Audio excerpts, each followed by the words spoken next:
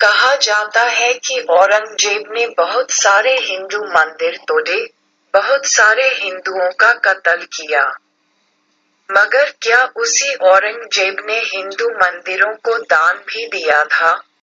1977 के जुलाई 20 को राज्यसभा में भाषण देते विशंभरनाथ पांडे, जो बाद में उड़ीसा के राज्यपाल भी बने, ने कहा था कि जब वे इलाहाबाद के नगर पालिका के अध्यक्ष थे तब उनके सामने मंदिर से संबंधित एक विवाद आया था।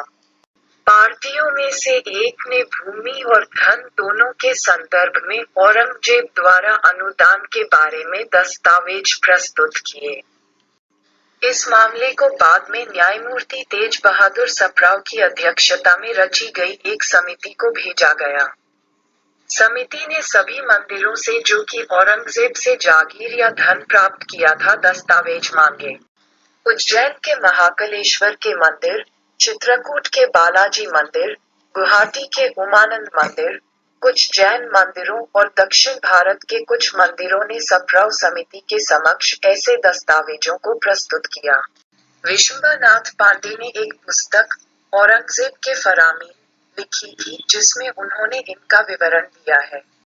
द वायर को दिए गए एक साक्षात्कार में, इतिहासकार डॉक्टर रुचिका शर्मा ने औरंगजेब द्वारा हिंदू मंदिरों को किए गए अनुदानों पर कुछ और विवरण दिए हैं।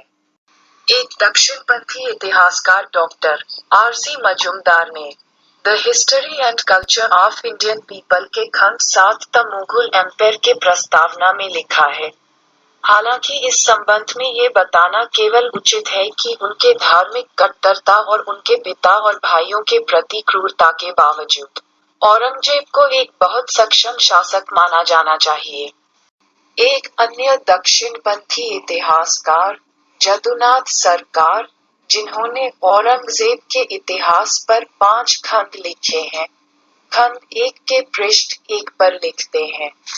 ये राजा खुफिया, चरित्र और उद्यम में एशिया के सबसे महान शासकों में से एक था।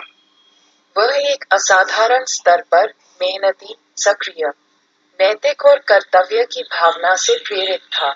उसने खुद को खुशी और पुनरावृत्ति से इनकार किया, इंद्रियों और दया और मानव कमजोरी की अपीलों के प्रलोभन के खिलाफ अपने दिल को मजबूत किया, और अपने लोगों पर अपना काल और पंथ के सर्वश्रेष्ठ आदर्शों के अनुसार राज किया।